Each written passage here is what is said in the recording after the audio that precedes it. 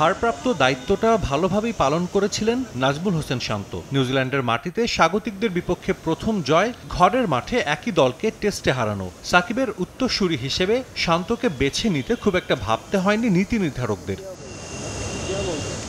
তবে বিশ্বকাপের আগে থেকে সেই শান্তকে নিয়ে শুরু হয় সমালোচনা। প্রথমে জিম্বাবুয়ের বিপক্ষে হোম সিরিজে কিছু সিদ্ধান্ত, এরপর যুক্তরাষ্ট্রের বিপক্ষে সিরিজ হার। বিশ্বকাপের সুপার এইটে দল প্রত্যাশা মতো পারফর্ম করতে না পারায় সমালোচনা হয় আরও প্রবল। তবে শান্তকে নিয়ে এখনই ধৈর্য হারাতে রাজি নন সাবেক অধিনায়ক খালেদ মাহমুদ সুজন। আপাতত শান্তর উপরই ভরসা রাখতে চান বিসিবির এই পরিচালক। শান্ত ইজ এ ফ্যান্টাস্টিক ক্যাপ্টেন, আমি মনে করি দারুণ একটা ছেলে, দারুণ ক্যাপ্টেন, খুব ভালো মাথা।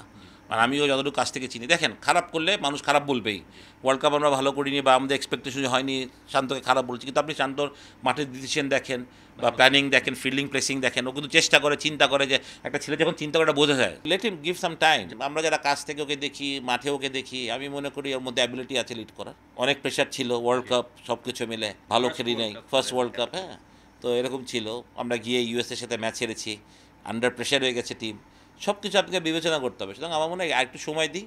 যদি শান্ত ভালো না করে, শান্ত তো এটা মানে সারা জীবনের জন্য দেওয়া হয়নি। আমার মনে হয় তখন বাংলাদেশ ক্রিকেট বোর্ড হয়তো বাট আমরা এইটা যখন বেশি আমরা কথা বলবো, তখন ওই ছেলেটার জন্য প্রেশার, যারা ডিসিশন তাকে অধিনায়ক বানিয়েছে ক্রিকেট বোর্ড থেকে, সে ক্রিকেট বোর্ডের জন্য প্রেশার হবে।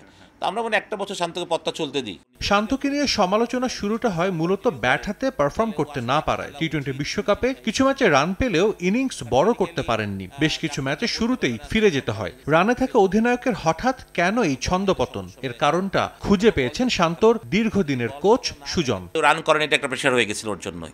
তো আমি শান্তকে সবসময় একটা কথা বলি যে তুই যখন ব্যাটিং করবি, your A batsman, your A batter, your not a captain. Your a captain win field.